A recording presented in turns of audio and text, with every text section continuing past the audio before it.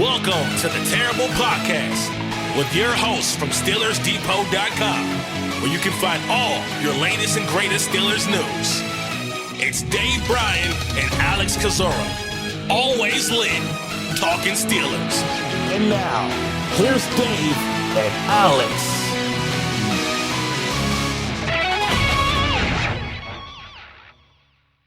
Welcome to the Terrible Podcast, Season 16, Episode 1. He's Dave Bryan. I'm Alex Kozora, SteelersDepot.com. Thanks for being back with us this Wednesday, Steelers Nation. Dave, new training camp, new season, Season 16, pretty incredible after a really fun and exciting and interesting Season 15, especially this offseason. Players reporting to training camp on Wednesday. That's why this episode's coming out as late as it is. Wanted to get through the whole day of reporting, hear from Mike Tomlin, Omar Khan, some injury news. A lot to talk about as the season really begins anew. Wow, season 16, and we had, just looking at it, I think 163 episodes in season 15. I think that's a record, obviously, and we never went down to the two-day a week episode grind. This is the new norm, I guess, when it comes to that. But it's time to start making the donuts again, Alex. Off season is officially over with now, and training camp, as you mentioned, players reporting today. It seemed to move a little bit quicker with reporting day and the scrum. Either that, maybe I'm just getting older. I don't know, but it's already. Let's see, we're coming up on 6:00 Eastern time. Mike Tomlin's already talked for today. Omar Khan talked a little while before him. TJ Watt had his press conference after the players reported. So we do have a lot to kind of recap today. So you tell me where you'd like to start.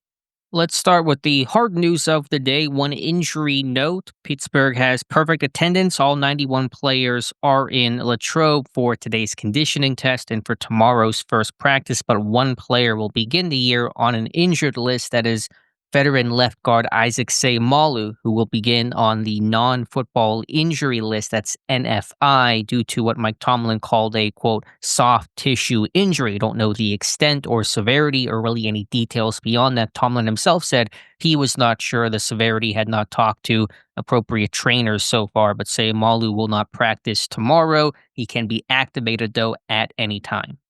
Yeah, I think there's several ways to attack this. First and foremost, as we said, you never know. You think you know, but you don't know sometimes. We thinking this is going to be a pretty clean. And look, for the most part, this is a clean opening. Open to training camp. I looked at what the Houston Texans are going through at the start of their camp, and I don't know, what was there, 8, 9, 10 people on PUP, a couple on, I think, on NFI, and something along those lines. So if you would have told me back in April, Alex, if you would have guaranteed I could take what's behind door number one, or I could or I could take a chance and spin the wheel or whatnot, and you would have told me only one player, Isaac Seumalo, would be on NFI at the start of training camp with only a soft tissue injury, I would have taken it. I would have said, nope, I'm not gambling. I'll take what's behind. I'll take that deal right now. I wouldn't have taken my chances. So yeah, is it unfortunate? Obviously, you want all these guys healthy and ready to go at the start of training camp. But for Isaac Seumalo, a veteran guy, and for this to be a soft tissue injury. Now, look, I'm not going to pretend to downplay this, because this thing could go 2-3 weeks into training camp and all like that. But the fact that it's NFI, it means it happened outside of the facility and him training on his own. Mike Tomlin didn't have a lot to really say about it, so we're just going to have to take this thing day by day with him. With him being on active NFI, he still counts against the offseason roster, but he can obviously resume practicing or start practicing whenever he's ready. This is just a safeguard more than anything. You either are going, once you begin practicing during training camp, you cannot go back on like active PUP or active NFI once you begin practicing. So this is a safeguard put in at the start of training camp, and what it does is it gives people the ability God forbid teams should need it, that come the start of the regular season, if they're still not healthy, they would go on either reserve PUP or reserve NFI. It's too early to tell if that's going to be a situation with Seumalo. Obviously, we just hope that this is something that'll work through on the side for a couple of weeks, maybe not even a couple of weeks. But he'll be back on the field hopefully at some point while this team is in training camp here. So, yeah, once again, you'd like all these guys to show up healthy and ready to go and start practicing now to shoot. But for this team only to have one player overall, have to start off on any of these lists whatsoever, that's a pretty good sign overall. Now, we talked about, man, this offensive line doesn't have a lot of depth, and the last thing you need is injuries to this offensive line. Yeah, I get it and all, but it could, long story short, this could be worse. And I guess what this means now is what? Spencer Anderson going to open up training camp, I would think, at left guard. So we're going to have Broderick Jones, Spencer Anderson, Zach Frazier, Mason McCormick, and Troy Fautano left to right. And then obviously we'll see who bumps up where in the second and third and fourth lines. You'll let us know all that starting on Thursday, their first day of training camp. So I guess that's the good thing is we're only talking about one name there. Right, and a veteran at that, somebody who doesn't need a lot of time and somebody who, frankly, if healthy, was not going to get a lot of time. I don't think anybody got more time off last training camp than Isaac Seumalo. He basically worked every other day, which gave more reps for young guys like a Spencer Anderson at the time, a Mason McCormick as James Daniels was healthy at that particular point in time. So if you're going to lose a guy, quote unquote, I guess you'd rather take Seumalo, but hopefully it's a short-term thing because, as you said, it's a reminder the depth for this team is paper thin and they cannot suffer the injuries they suffered a year ago. Seumalo himself missed the first month of the season with one of those soft tissue injuries, a pec injury right before the start of the season. So hopefully he gets back sooner than later, but we'll see. Tomlin did confirm that Anderson will get first team left guard reps. Will he also get second team reps? Will somebody pull double duty? We'll lay the groundwork for you guys after tomorrow's practice. I can't wait. I can't wait to go through that initial list of lines and, throughout all the lines, all the positions and all. So, all right, that's our starting point there with Isaac Seumalo. And that just confirms that Cole Holcomb and Troy Fautanu and Roman Wilson and DeMarvin Leal and others will all be good to go in practice. Now, could some guys get limited work? Could some guys get ramped up as Corey Trice was ramped up last year? Possibly. We'll have to monitor it. But from an injury standpoint, Seumalo the only one. So the guys who were coming off 2024 injuries or recovering or rehabbing from them, they all seem good to go. Yeah, those guys that you rattled off, the guys that ended that are still under contract, that ended the regular, ended the season on IR. Logan Lee was in that bunch. Leal, as you mentioned, Fautanu, who else? Holcomb. Seemed like I'm missing one more within there as well too. But the good news is that all those guys we've kind of Cameron Johnston was the other one there.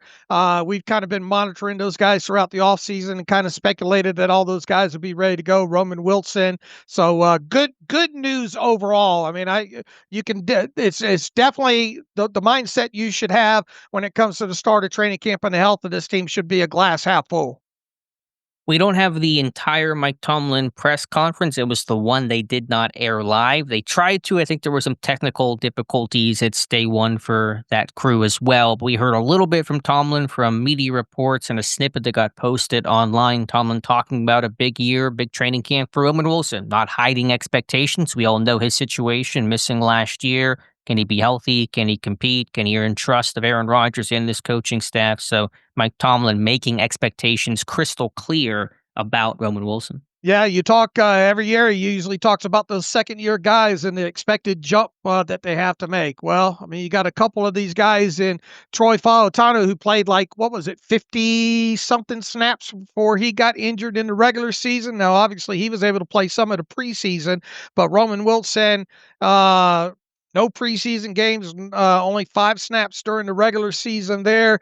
You definitely got to come out of shooting. The good news is he's healthy, and the hope is obviously that he can kind of have a season sort of the way Calvin Austin did, after missing all that time during his rookie season there. Now, I still think expectations should be tempered to some degree about statistically what you can get out of out of Roman Wilson, specifically when you look at how many 2-3 tight end sets this team's going to use, and how often we'll see three wide receivers on the field. But this is a guy that was taking part in the meetings last year, and he did get into some practices last season and late last season as well too. Obviously, never came back off the IR list, but this is a guy that should be able to hit the ground running and be able to play without thinking. And hopefully you've got a lot of positive things to say about him as we get through these training camp practices.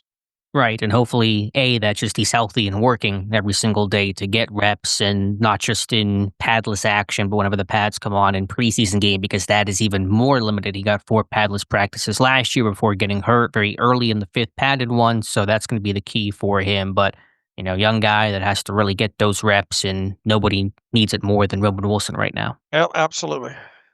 What else from Mike Tomlin? I think it was only kind of video that we had from him, talked about not really having a snap count on Aaron Rodgers, not really worried about his workload, calling Rodgers a, quote, workaholic. I still assume there's going to be some governor on Rodgers, a 41-year-old quarterback, even new to Pittsburgh. I don't imagine he'll get 100% of starter reps. He'll get some off time and some half days, and obviously be limited overall in preseason action. But Tomlin not really showing a lot of restraint and putting the brakes on Aaron Rodgers while confirming he will work in team tomorrow. Yeah, look, you got 4 quarterbacks on this roster for a reason, right? And one of those 4 is obviously a rookie that you're going to try to get some work to, and Mason Rudolph coming back to the Steelers first year under Arthur Smith. You're going to want to make sure you get plenty of time with him. So yeah, I think it'll be interesting to see him. It's hard to map out right now. The good news is it doesn't appear that Aaron Rodgers was asked to push any type of sled today. If he was asked to push the sled, I guess he came out of it okay. I don't even think we saw any pictures of Aaron Rodgers arriving, right? Did he go through the back door, through the cafeteria, or he took the Chevy Malibu again? I think. Did he get air dropped in there? I don't know, but Mike Tomlin's claiming they got 100% attendance, so that's all we need to know. I'm sure Aaron Rodgers will meet the media here probably either tomorrow or the day after, and we'll find out what's going on there. But Tomlin seemed to think that Aaron Rodgers is going to be full bore at the start, but as you stated, there's going to be mixed in birth certificate contusion type dates, I would imagine, throughout this thing to give some of these other quarterbacks some work, because why have 4 quarterbacks if you're not going to if you're going to Chris Oladokin one of them? That's a verb now, I guess. Moving forward here, so. Good news overall when it comes to the quarterbacks, and we'll count on you to tell us kind of how they have this thing divvied up and go from there. And no disrespect to some past number 4 quarterbacks of maybe Oladokin and I don't know what, John Parker Wilson, those types of guys. But your number 4 is a Skylar Thompson, a guy that started NFL games, started playoff games, and so that's more than your typical number 4 quarterback in training camp. And I still believe Will Howard should have some competition and have some battle and some fight, not be handed anything. I still think he'll be the number 3 quarterback, but Thompson should get some reps. Could be limited tomorrow, assuming Rodgers practices pretty fully, but throughout camp, I think you'll ebb and flow. And we chart our quarterback reps each year, and this year will be no different, Dave. Charting training camp? Oh. Can already hear the internet shaking their fist at me. Yeah. Look, you were doing that when it way before it wasn't cool. Yeah, it still isn't cool, but we're going to keep doing it. I like it. Keep doing it.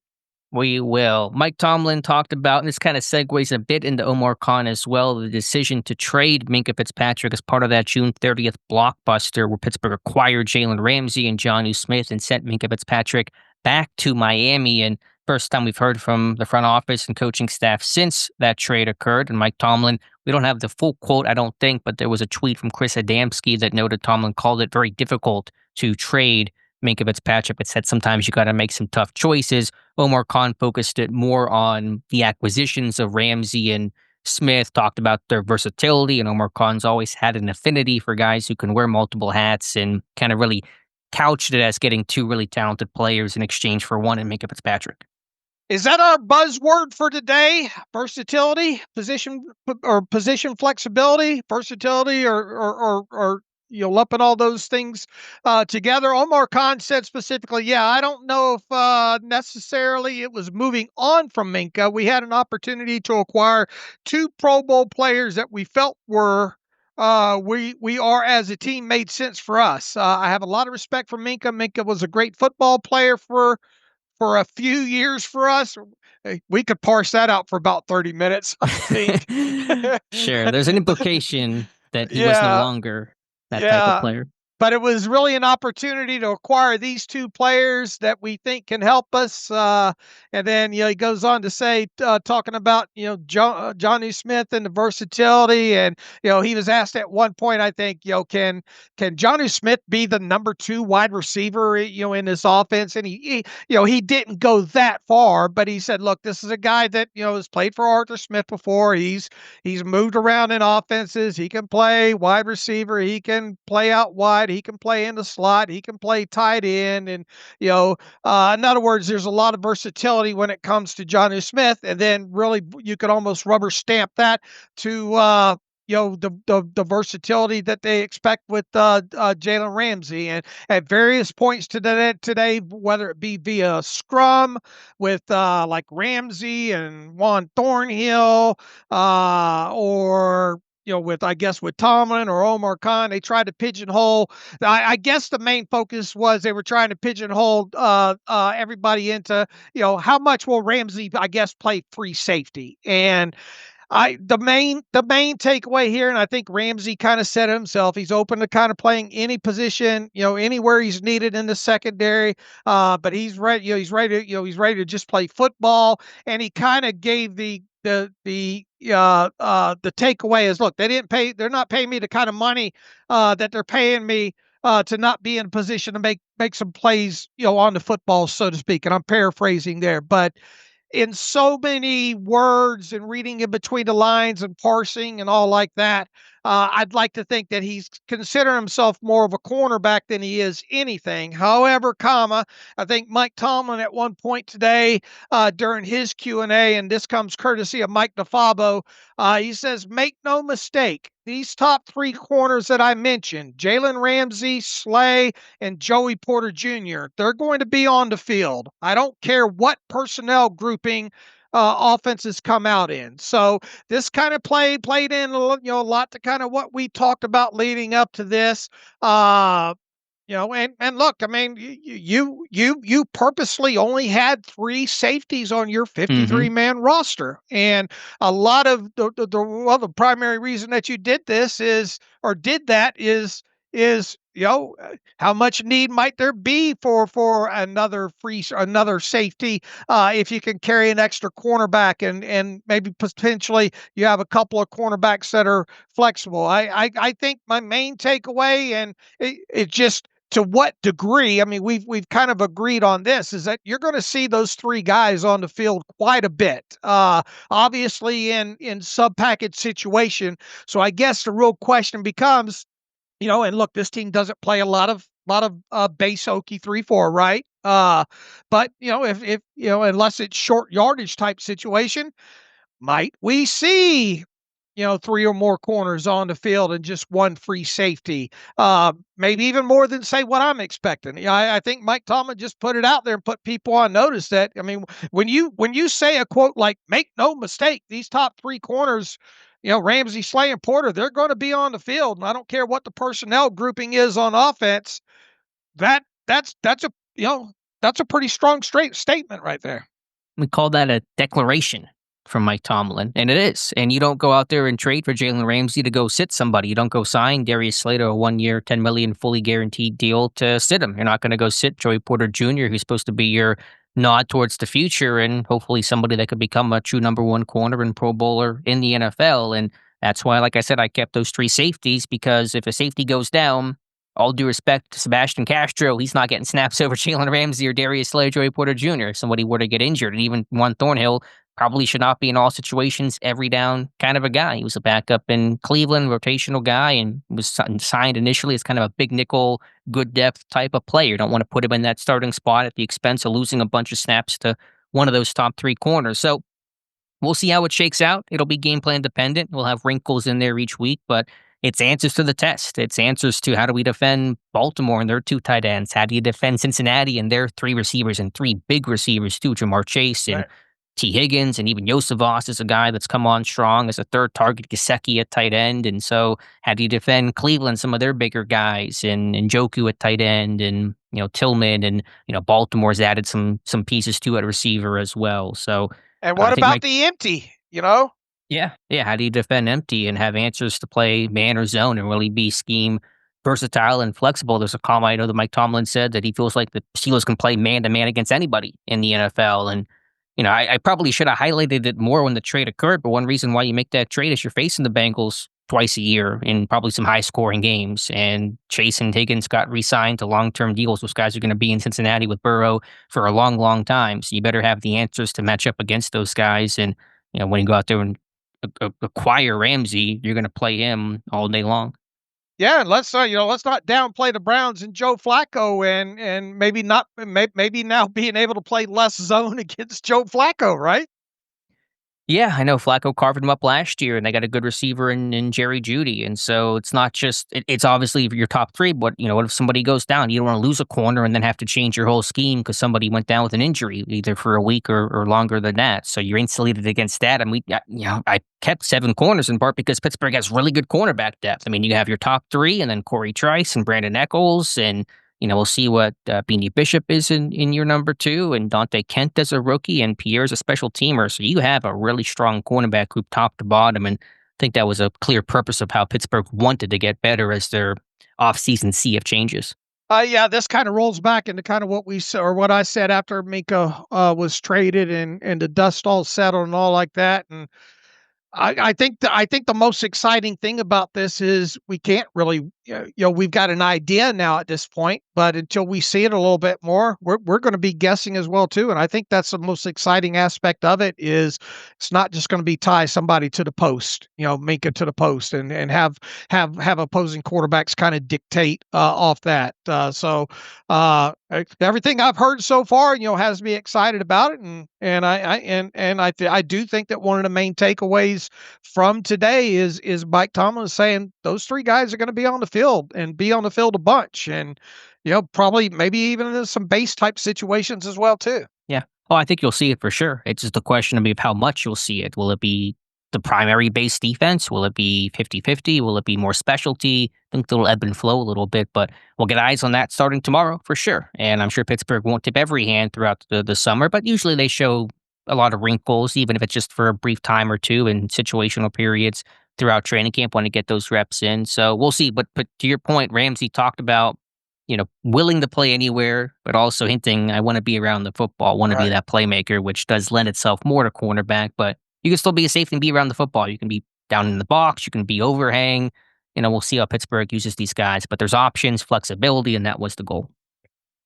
I tweeted out earlier today, and we talked about this the other day. The way this defense has been rebuilt at this point, and assuming everybody stays healthy, and we talked about it. The defensive adjusted net yards per passing attempt number wasn't awful last year. If all these guys can stay healthy, can that number be even lower? Can it be like a 5.35 or even lower than that? And I mean, it's day one when nobody's even practiced yet, but you have to have a good feeling about it overall, especially with this not being the same old that it's been the last couple of years. At least not, doesn't sound like it's going to be that in the secondary overall, especially when you talk about your secondary members.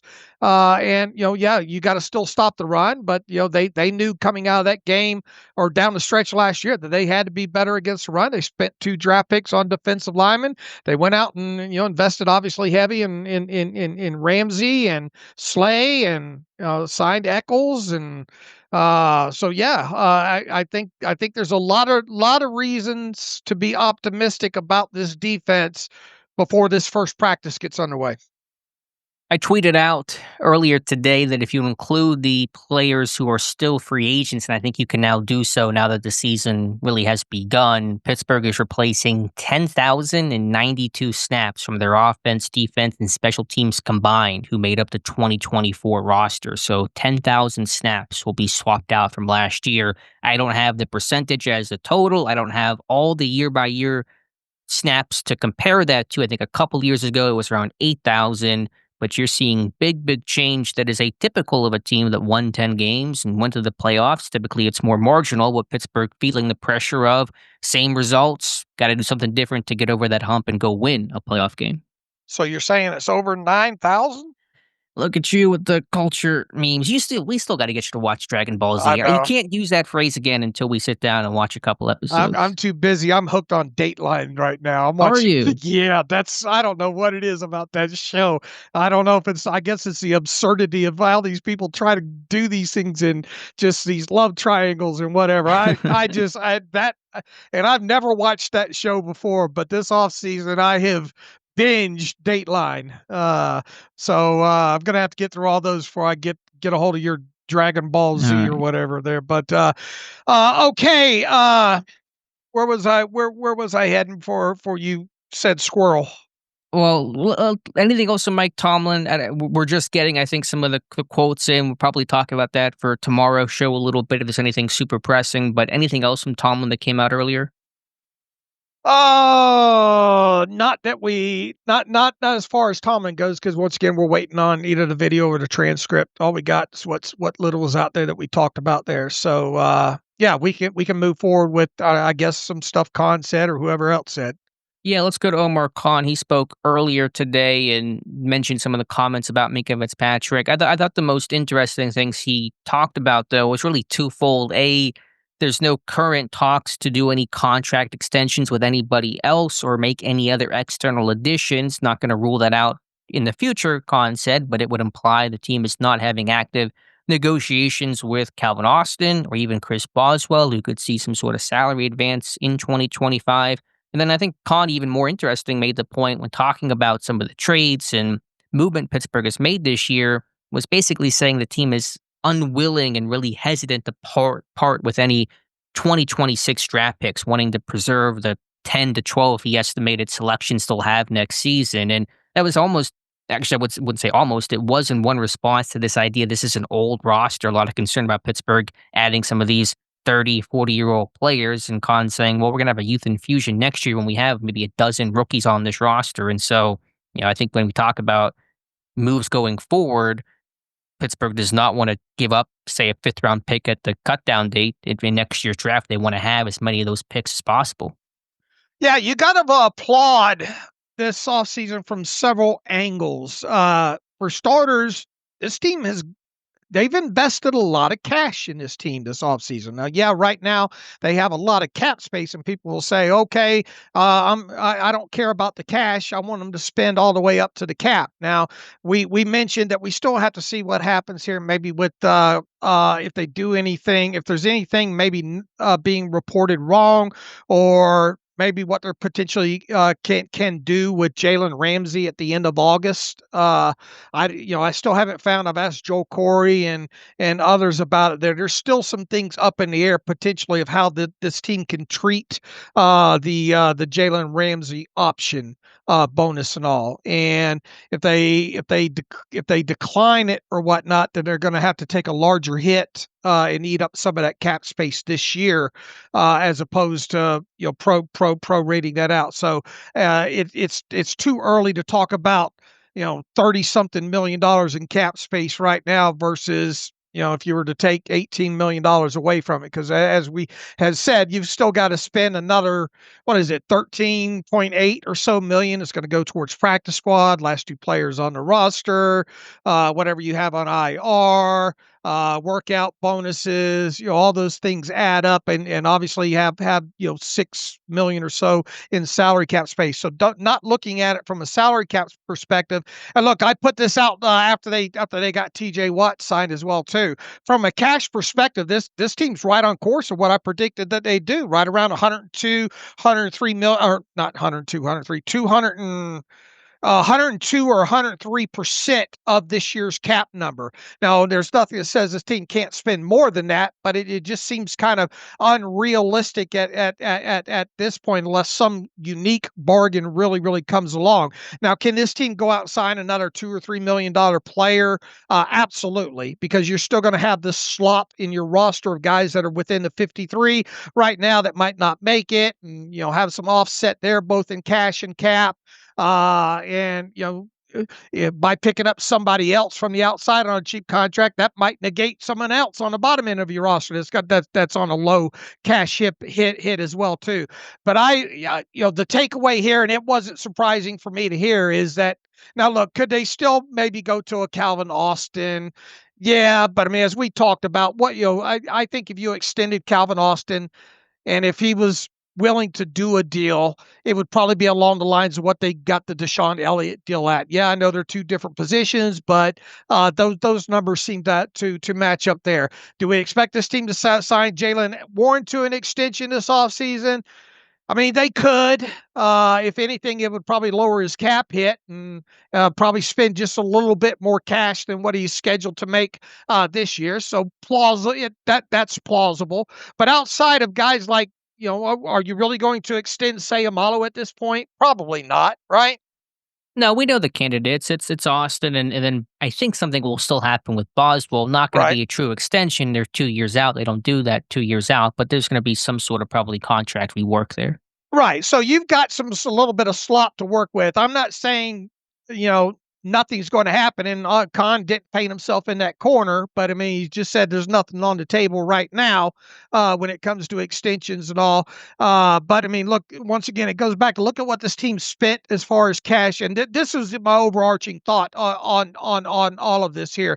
Is he's had Omar Khan's had the task here where he's got to build a roster up this offseason that he thinks can compete. It took spending a lot of cash to do that, above the cap in cash to do that. And on the flip side, he's had to manage the aspect of it that, hey, we know that we're going to want to make a shift to getting younger via all these draft picks that we have as well too. So we don't want to touch any of that in the process, and that's hard to do, especially with these trades and all that they've made. They've been able to do that. They've been able to go out there and acquire top-notch pedigree talent. Yeah, a lot of it's older. Rodgers and Ramsey and Slay and all like that. But I mean, you still were able to do this and get big names in there and make a lot of changes overall. Jonnu Smith, give him a new deal. You're able to extend Deshaun Elliott, get that done,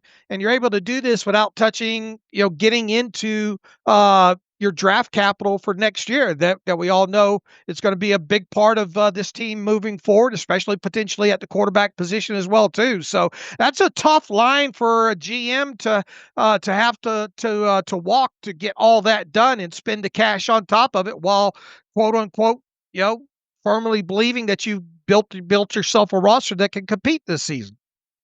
And I think it's one reason why this offseason felt different, because to do things like ensure you're going to have a lot of compensatory picks next year, which Pittsburgh rarely does. They usually don't even get one, and if they do, it's a fifth rounder or something like that, nothing game-changing. You had to sign players who were cut. You had to trade players. You had to do things that didn't factor into the comp formula. So I'll admit that I probably underestimated how calculated that approach was early in the offseason. I thought it was a little more circumstantial, a little more. It's a large free agent class Pittsburgh had. They tried to re-sign some guys like Justin Fields. It didn't work out. Kind of just fell into their laps a little more than it was intentional. But I think at least as the offseason wore on and Pittsburgh saw what they could get in compensatory value next year, they then started making moves that fell in line with how do we preserve that. And I think the phrase that I've used before is how do you keep your powder dry with those 2026 draft picks, and the Minkah trade an example of that. That's one reason maybe why they trade a Minkah instead of trading away draft picks.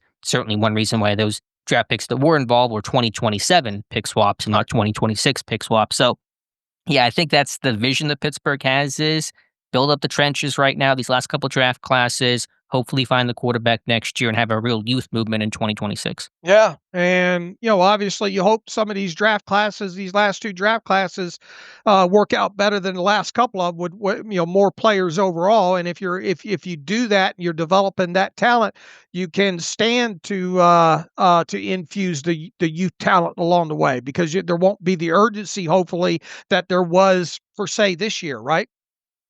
Right, but you never know how things will look next year. Will you have to use a bunch of those draft picks to trade up for a quarterback potentially? Will those players make immediate impacts? How much value and immediate contributions can you get from day 3 players? It's hard to say, but that seems to be at least the goal and the intent of Pittsburgh's offseason moves. Look, they're not going to make 12 picks in the 2026 draft, right? They're not even going to make 10, I don't think. So, well, if you're hearing the youth movement comments, it sounds like they want to preserve those picks. Now, will it be 12? Probably not, but I think they want to hold on to a good amount of those picks. all right, I'm willing to bet it's not even 10. I'll be surprised if they even make 9 draft picks, because of all the moving and shaking they probably want to do next year. Yeah, I mean, you never know. And obviously, if you're trading up for a quarterback, you're going to have to pay whatever price you have to pay, because Right. it's worth it if you hit on the right pick. No one remembers what the Chiefs gave up for Patrick Mahomes, because who cares? You got Patrick Mahomes. Nothing else really matters. Everything else comes out in the wash. So I don't know. We'll see. But I think Pittsburgh wants to infuse that youth movement next year. All right.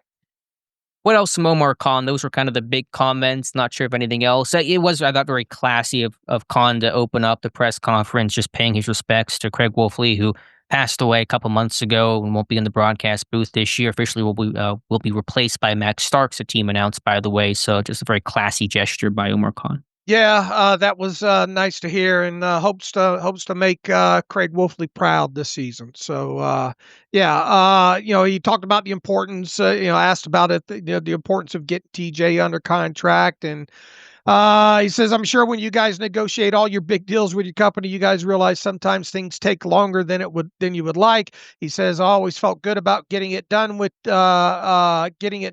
happened. It happened last week, and it all came together. We had conversations since early in the off season. It just kind of came together last week or the week before that. Yeah, it was good, and it's nice to have it done before we get in here for training camp. Says TJ's excited, we're excited, and hopefully the fans are excited.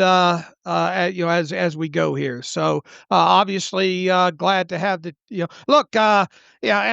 people always think I'm trying to start trouble when I put these kind of things out here on Twitter the way I do. Maybe I could word things better, but where is the drama on this team right now at this point? Right now, starting training camp. What's the closest thing that this team has to drama right now?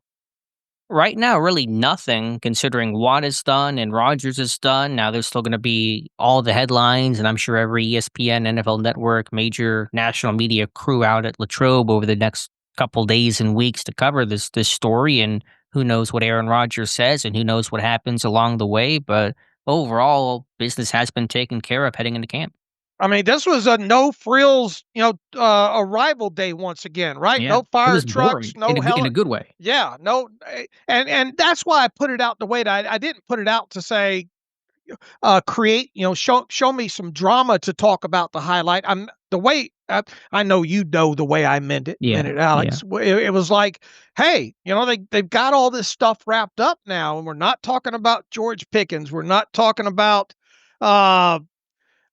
Russell Wilson and how he fit in with the Broncos and why he was out of there, and I don't know, go over the various things, anything related to AB, contracts, tag, franchise tag, people holding in. Will Pat Fryermuth practice?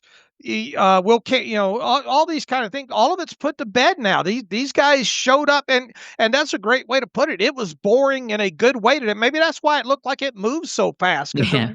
There wasn't a lot of hard hitting things to ask about other than, hey, is Jalen Ramsey? Here's your drama: how much free safety is Jalen Ramsey going to play? I mean that's literally kind of the extent of this thing right now. And you've got a veteran, you got an older team all together. and this team knows it. Everything looks good on paper and everything sounds good once you report. But now you got to go out there and work. And this is a veteran team. A lot of guys on this team that's been through a lot of training camps already. They, and especially a lot of them being Steelers, they know how things go here. And you now you just got to get to work. But in a good way, there's nothing going on that's going to require 6 posts in one afternoon on. At least we don't think, Right. Jennings is probably going to stay in with the 49ers, and Scary Terry's probably going to stay in Washington, and the free agent safety signed with the Saints. So there's nothing to talk about there. And, so now it's just business as usual here. So good on them for getting all this done by the start of training camp. So, everybody can focus on football right now. A little bit of boring, we'll take it after a very, very busy off season. So overall, it's a good first day, but it is just the first day of many ahead in a really important season for the Steelers. Yeah, Omar Khan not ruling out any potential safety addition, but also at the same time saying there wasn't anything really imminent. This team wasn't looking at external ads. They felt good about their roster. That is partially GM speak and what they all 31 other GMs are saying right now, but we'll see. I know that as you referenced, Julian Blackmon signed with the Saints to replace Honey Badger, who retired, but you got Justin Simmons still out there, Marcus Williams. I think the approach will be you go into camp, see how things look, evaluate Thornhill, evaluate these 3 cornerback sets and how much you like them and how things are working and fitting and go from there. But it would not be surprising if a safety got added at some point because you have some cash, you have some salary cap space to make it work, and if you're going to be aggressive, you might as well keep being aggressive. Yeah, look, I mean, it's probably going to be cheap if that happens, right?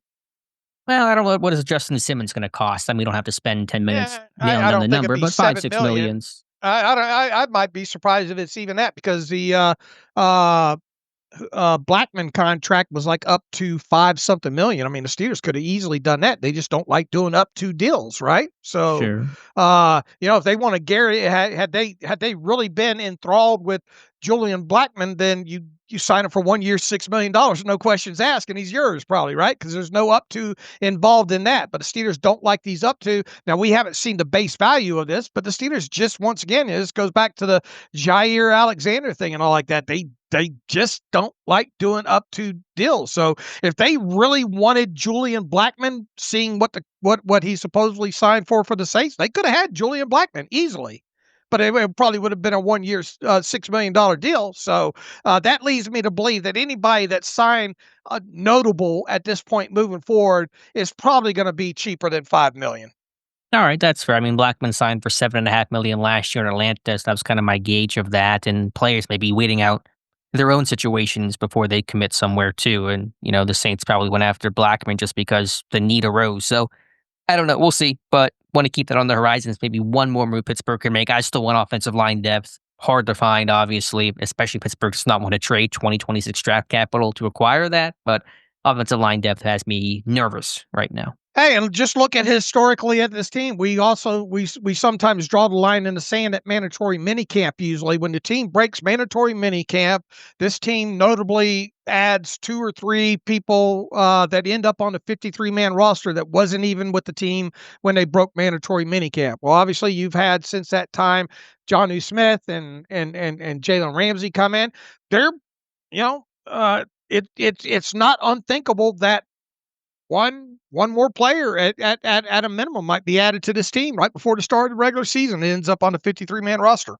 And I'm sure there are several examples of that. If you just look at training camp and beyond, you could think about Malik Reed, Zach Banner. Was anyone added last year after training camp? Is there a name I'm missing, Dave? Oh, I'd have to go back and look. I can pull them up real quick. But point is, you could still see some more moving and shaking. Injuries, of course, can turn everything on its head in an instant. So fingers crossed that does not happen, but reality of the game, we'll see what happens. Let's see. Right before the season started last season. When did they get when was Skoranek added? Do you remember? Yeah, he was. That was post cutdowns. Okay. Now he was practice squad. I don't think he was on the initial 53. I'm kind of talking more who was on the initial 53 last year. nothing's really jumping out at me. Looks the same to me. Yeah. But everyone gets the point, though. Still could be more additions. Yeah. Okay. But I mean, long story short, that it could happen. I just don't think it's going to be an expensive ad if they do it. Fair enough. Anything. TJ Watt speaking first today, and he was grinning ear to ear, and you would too if you had $108 million guaranteed and the contract that he received from the Pittsburgh Steelers. So that was officially signed the other day, reported to camp, part of that no drama report day. With TJ Watt, a very happy man to stay in Pittsburgh. Yeah, what did Herbig say? If I had veneers like that, I'd smile that wide as well too. I need to try. What's that Invisalign thing that he has? I had to wear braces as a kid and all like that. Me too. And Didn't work too well. It worked on me, but man, Yeah. braces have come a long way. Since I was a kid, had to wear the rubber bands and all like that. But now they got this Invisalign stuff that, and over years, the older you get, your teeth start shifting and all like that. But anyway, I'm not here to pump Invisalign, but he was smiling quite a bit. He looked very relaxed. He looked the most comfortable that he's looked in a press conference in a long time, and I suppose I would look fairly comfortable as well too if I had signed $123 million extension and stand to make $144.05 million over the life of contract with however much $108 million fully guaranteed. I'd probably look pretty relaxed as well too. But fact of the matter is, I mean, he looked very relaxed. He looked energized. He looks good physically, as we saw in that picture the other day with him with Herbig. He talked about having Herbig up there with him for the last month and a half up in Wisconsin. He says he's technically not any more excited than he would any other year, but he is as excited about the group of guys that this team has and has confidence and trust in them with the guys that he added. He liked the aggressiveness that this team had during the offseason and all. And look, he's got all the other stuff behind him now at this point, and he knows it's time to get to work at this point, and I think he's ready to do that. And hopefully, as we stated, he's not nicked up as much as he's been last couple of years. And he talked about the whole. We've had the conversation several times about how much will TJ Watt flip sides. Now, I don't think it's going to be 30-40% or anything along those lines, but this is something that TJ Watt talked about at the end of last season, and he said today that training camp is now the time. That's the setting that you try to work on this kind of stuff. So I would expect that while you're out there, Alex, you'll probably see him get some reps, on that right side as opposed to the left side. He talked about how the personnel and the rest of that room with Herbig and Highsmith, and you add Sawyer into that there's going to have some pretty cool packages, I think was his word there. So we're going to see some more Bronco this year, Alex, with those three outside linebackers on the field. And we already talked about the secondary probably going to have some uniqueness to it. So I would expect to see that with him switching sides during training camp, and probably see a little bit more of those three outside linebacker snaps this year. Real quick, we should thank our actual sponsor of our training camp coverage, Touring Plans, so people don't think we're in bed with Big Dentist over there. But want to thank Touring Plans. We'll talk about them more tomorrow. Yeah, I mean, it was something that TJ Watt had said at the end of last year, and I wondered if part of that was just the frustration of the season and of his end, which was very quiet and very underwhelming, but he stuck with it and maintained the idea and goal and aspiration to move around. I still don't think it's as necessary as probably you and probably even TJ Watt and the team think, but I think we will see some of it this year. Saw it a little bit last year. The Giants game, for example, got some production off of that, so it's going to be part of their game plan is those new defensive wrinkles in 2025. And as you said, that Bronco package, which wouldn't be new. They used it early last year with those three outside linebackers, getting Herbig and Watt and Highsmith on the field. But then Herbig got hurt and Highsmith got hurt. The whole plan kind of got scrapped. And late in the year, they're not really getting a lot of pass rush opportunities to implement that package. So I wonder if that makes more of a clear return in 2025. Yeah, I'm excited to see how that all shakes out there. He also talked about the peace sign IG post. How long ago did that happen? Do you remember? April. April. Oh, where's the time gone? How Uh, old do you sound in this podcast today, yeah, Dave? You're the yeah. oldest person in the world Yeah, right now, I think. I'm 58 going on 88, I think. Let's see here. Sometimes it's just fun to have fun with the narratives out there because obviously I'm very in tune with what's going on in negotiations and how things are going. It's fun to see what you guys are all writing, thinking that things are one way even though they're completely a different way. So sometimes it's fun, especially when it's early in the off season, to kind of throw something out there and see what happens. It stirred things up a lot more than I ever thought it could. So yeah, it damn sure did stir some things up. And We didn't have as much fun as uh, TJ did. right, we did not. But it obviously, the timing of it was perfect when that happened. And look, did that in what? Did him posting that peace sign, did that end up getting him this deal that he got? No. But I think he was having just more fun with it more than he probably was a bit aggravated that probably nothing even started at that point. And you seeing some of these deals from these other edge guys start coming in and all, like, look, it was in his best interest to wait anyway. If you think about it long term, because if they got him done before some of these other guys, it would have been some money left on the table for TJ. So it was probably a blessing it took as long as it did.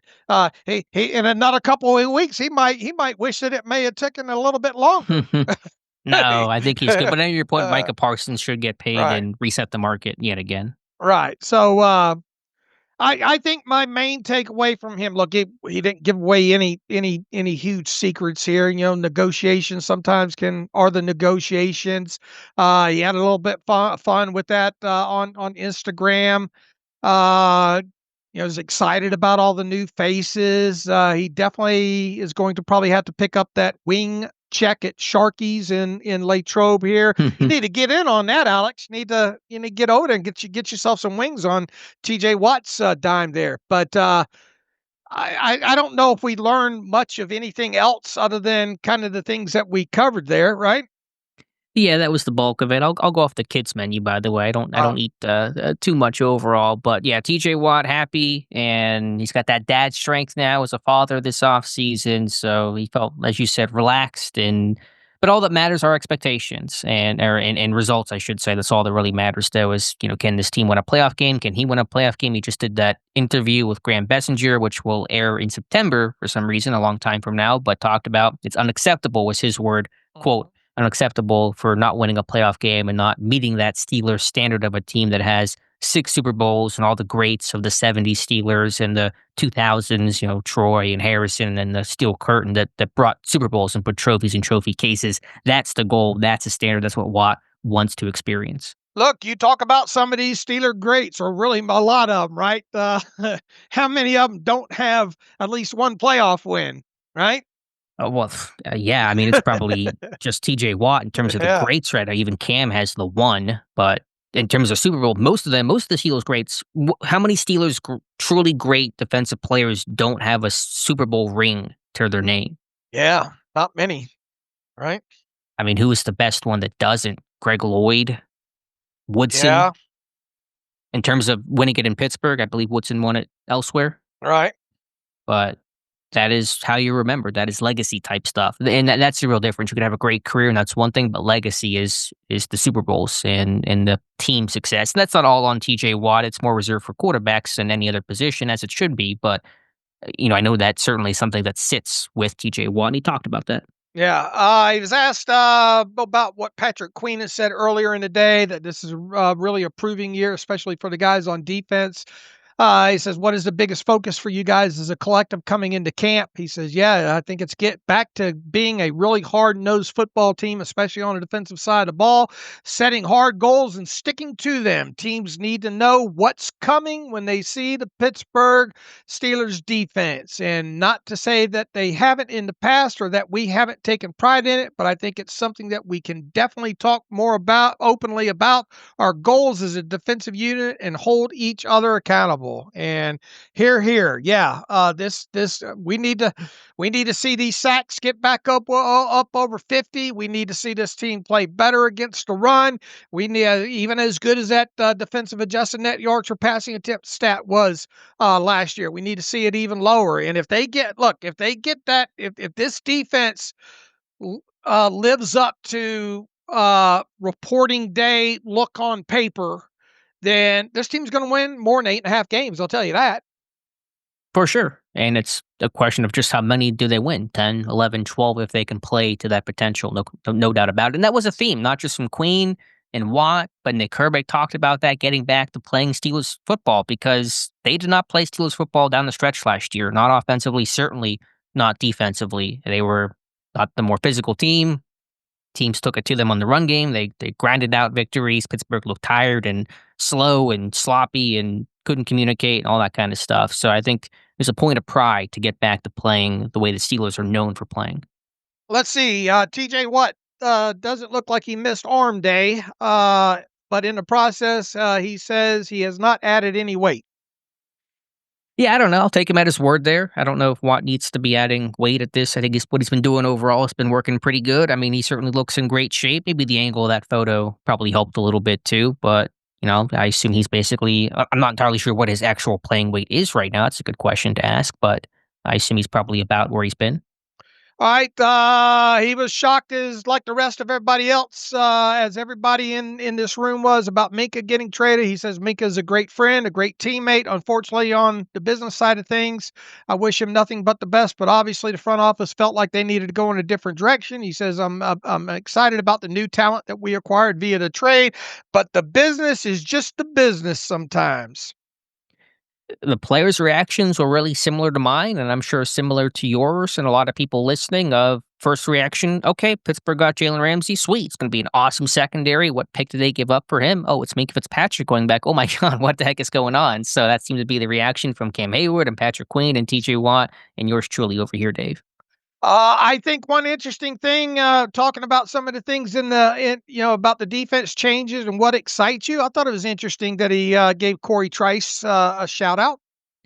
Yeah, I mean, I know camp gets so focused on the AM talk shows and drive time radio of Aaron Rodgers and DK Metcalf and TJ Watt, and that's all going to be important. And you and I, Dave, are going to spend a lot of time talking about that, especially the new people like Metcalf and like Rodgers and Ramsey. But camp can be so much more than just that. It's about the young guys trying to get reps and guys making the team and figure out roles, and those young guys trying to really take a step forward. And Corey Trice certainly fits as a talented cornerback that I think has a ton of upside, but has to stay healthy to get the reps and just show what he's capable of doing. So yeah, it's a big camp for guys like him, big camp for young guys like Peyton Wilson and Beanie Bishop and Keanu Benton, etc.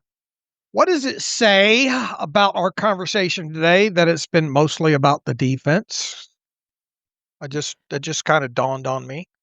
Well, we spent a whole offseason talking about the offense and Rodgers and Metcalf, and I spent a lot of time talking about the offensive line. But it's still the Pittsburgh Steelers at the end of the day, Dave, and they are a team and a franchise built by the defense. That was true in the '70s. It was true in the '90s. It was true in the 2000s. It was true, in the late 2010s, 2019, etc. So it's a Steelers team that has to win. I shouldn't say has to win, but has historically won and has been built by winning with defense first. Yeah, and look, if this defense isn't good this year, they're not going to win 8.5 games, right? Right. The offense has to play better to get them over that hump. I mean, the defense has to be its really good self to kind of get you to the dance. The offense has to be much better to get you over the hump, is how I phrase things. All right, anything else from TJ you want to discuss? No, I think that kind of covers it well. Anything else from any other players today? I mean, there's a lot of comments. I don't know how much of it is the most insightful commentary. It's pretty standard fare. Excited to be here, getting ready for the season. Anything stick out to you, Dave? Falatano obviously looking forward to coming back off that injury, and anything nuts and bolts of what he said, or Spencer Anderson or any of those other guys? Yeah, Fautanu just called himself. He's healthy. He trusts his knee. Had a pretty intense offseason rehabbing and going through OTAs. Admitted he was nervous at first as he kind of got back in the swing of things, missing 10 months for a young guy that I don't believe has had serious injuries before. And so that's a new thing for a young guy in the NFL to deal with all that. It's pretty heavy, but he seems to be in a good place in year two. And Pittsburgh will need him to be an anchor at right tackle. Yeah, absolutely. Trying to think anybody else. Queen, Thornhill, any of those guys say anything that you want to cover? Thornhill seemed pretty confident about his ability to replace Minkah Fitzpatrick and talked about that, Minkah might have felt unproductive and maybe Thornhill's numbers have dipped too, but as teams have thrown the ball less, as defenses run more too high looks, although Pittsburgh is generally not a too high shell type of team, but that leads to fewer interception chances for those safeties because the ball's always in front of them. All right. I think that was basically it. I'll just kind of scroll through overall. Omar's still happy with the wide receiver room once again. Talked about, and we kind of hit on this. Calvin Austin, he was happy to see him take the step forward that he had last season. We already talked about what he said about Roman Wilson, and they obviously went out and got veterans in DK Metcalf and Bobby Trees, and we'll see how the rest of the wide receiver room shakes out from there, obviously, but.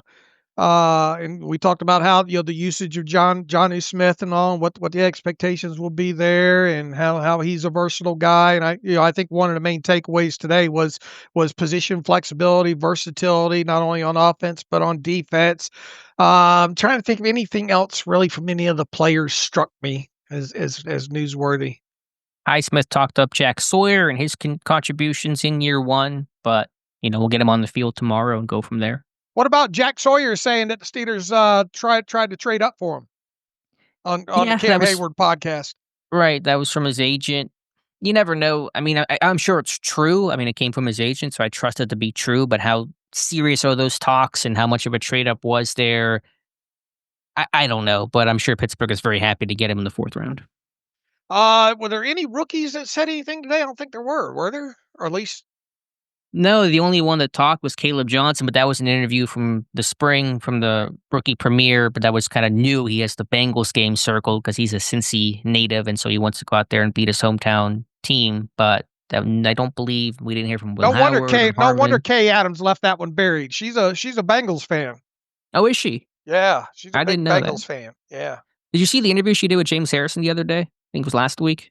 Just bits and pieces. Props to her. Harrison did not want to talk. I think he was at his son's 7-on-7 game.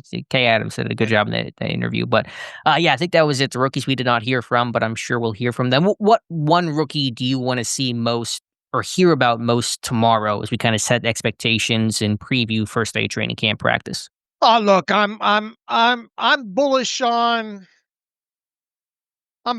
Jack Sawyer. I'm bullish on Caleb Johnson. I obviously want to hear a lot about Will Howard, especially during the preseason. I want to see him play about 100 snaps. So I would just say, as far as the camp reporting goes in the early stages, I would say, and look, it's going to be hard to judge running backs, right? That's usually a real short conversation with us throughout camp and all. Other than backs on backers, I'll be interested to see how he reps in that. So I'll just come out and say it, Jack Sawyer.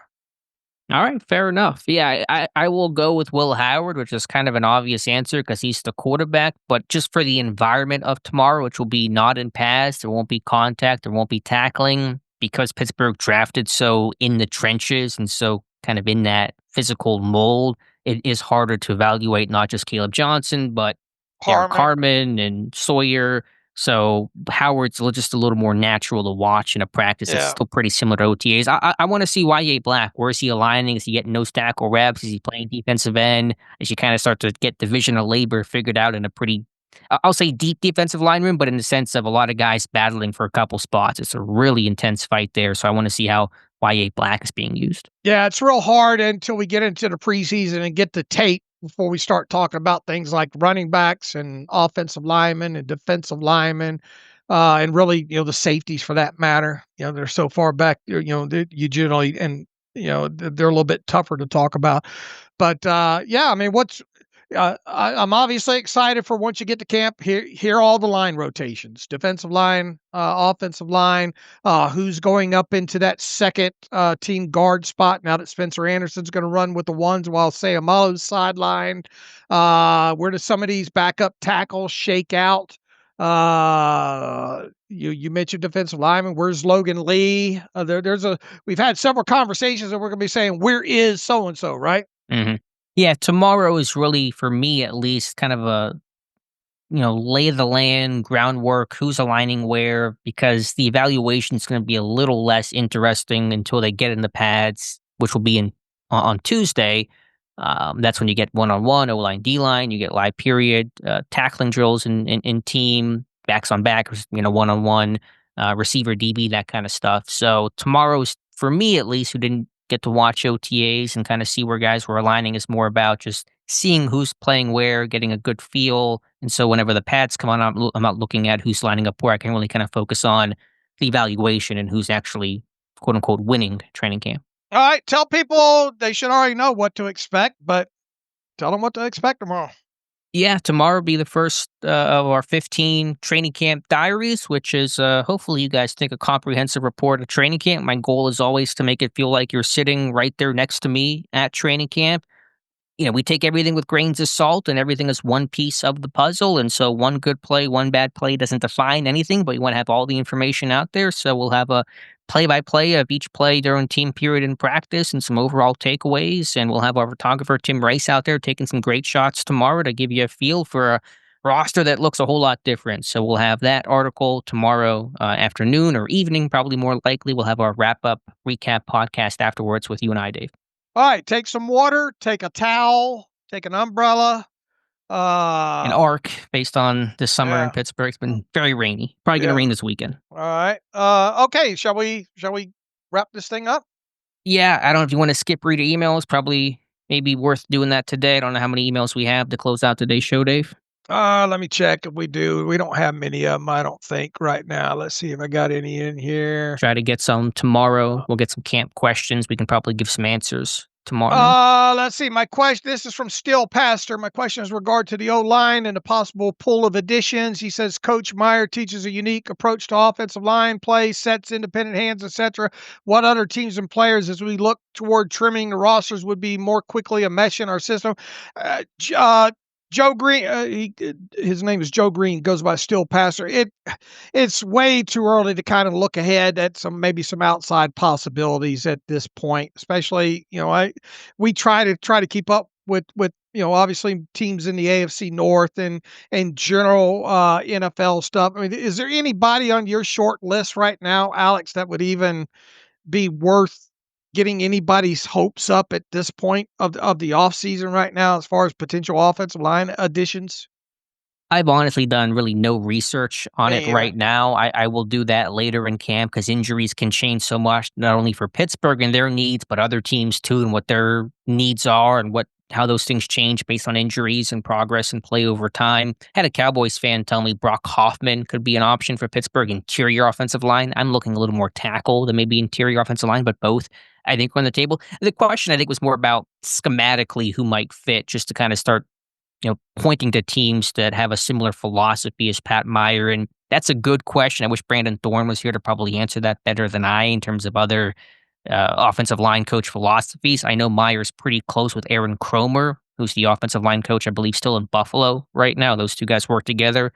I don't know if their philosophy is exactly one-to-one or not, but the pro personnel guys will be doing that work, and you probably don't have to always be a perfect schematic fit to come in. They're focused on talent, guys that can play, and guys that can be taught and molded. All right, this one from Lane Honea writes in, hope you guys are doing well. Got a couple questions. How likely is it that Jalen Ramsey and Jonnu Smith will both be Steelers throughout the next 3 years? Lane writes, I feel that the Minkah trade will not be worth it if Ramsey and Smith are gone within the next 3 years. That's question number one.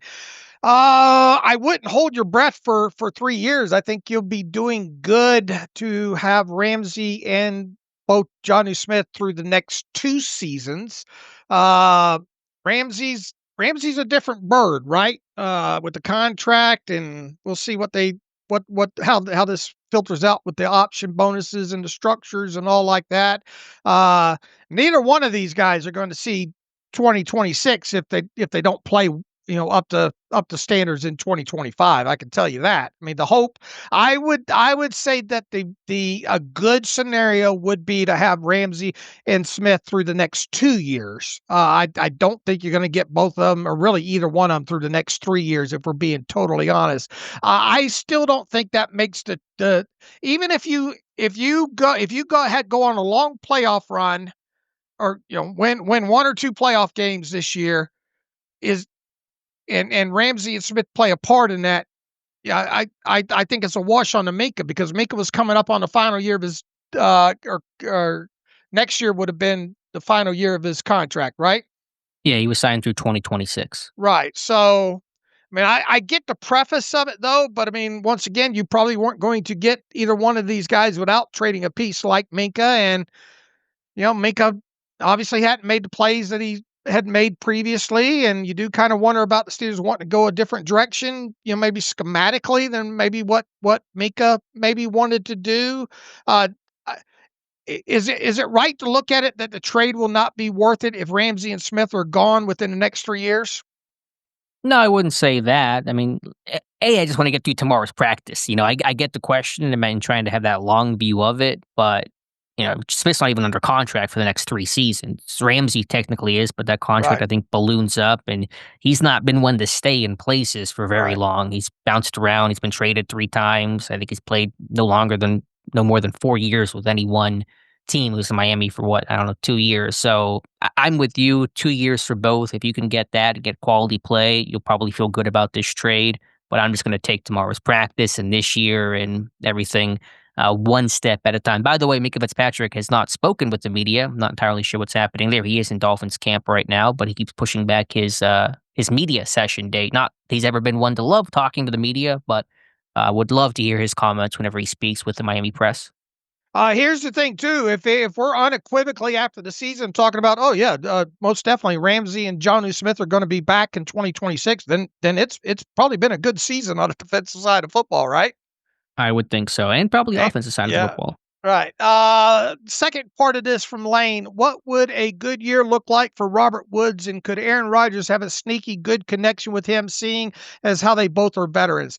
I'd kind of limit your expectations when it comes to Robert Woods, unless some injuries strike within this thing. I think, as Lane, as you saw, probably we went through some of these exercises and all like that. It's really hard to carve out more than 20 receptions for Robert Woods in the 2025 season, barring the wide receivers staying healthy overall. So I would just say temper your expectations as far as Aaron Rodgers to Robert Woods.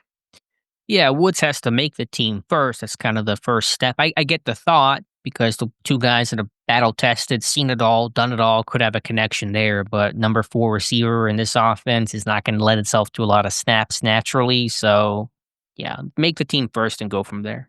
All right, one last one from Jeff Berg. I've got a weird question. With Ben Sauls being on a 90-man roster, how much of an issue is him being a left-footed kicker for the holders on the roster? And does this steal away reps for the holder or holders that will be holding for Boz during the regular season? Not a giant deal, but holding is an important skill. And it got me thinking, I mean, at a score, that's a great question. It's going to be interesting to see guys like Cameron Johnston and Corliss Waitman have to hold on the other side, per se. So it could it I don't think that the question is how detrimental that it was. I mean, would it still reps away? I mean, look, both. I thought Waitman did a great job with holding on for Boz last year on that side. Might it take some adjustment? If you haven't done it, absolutely, it's going to take some adjustment flipping sides there. I don't. Do you view it as steal away reps for the regular season? And Boz, are you worried about that happening with Sauls? Well, a holder discussion, man, this is my kind of party. I love Yeah. to go out on this note here. Cameron Johnston was asked about that in camp during the spring fall during OTAs, and he said it really was not going to be a big difference. Left-footed kickers are pretty rare. There's been a couple. One of the Grammaticas maybe was left-footed, but you don't see those guys too often. We did note that in our pre-draft scouting report on Ben Sauls. I wouldn't frame it, though, as stealing reps, because even if Sauls was a right-footed kicker, how you hold for each guy can be a little bit different, and that could depend on the lean of the football and how a kicker likes it. So, even if Sauls was your traditional righty, you'd probably hold for him a little bit differently than you would for Chris Boswell, and you're going to obviously hold differently, for Sauls being a lefty versus Boswell a righty. So I don't think it's going to make a difference in terms of stealing reps, and of course, they want to save Boswell's leg, and so they'll give Sauls some action in there. I think overall, Johnson and Waitman, they've held before. They've held for different kickers, I'm sure. So it's not going to be anything too radical for them. All right. Good question to end with. Next level type stuff there. All right, Alex, I guess time to get out of here. Yeah, we'll be back tomorrow for our post-camp episode. Not entirely sure what time that'll drop. Practice will end around, usually a little earlier on the first practice, but let's just call it 5. It'll end. Get home, write the report. It'll be in the evening. I'm sure we'll post our first training camp recap. All right.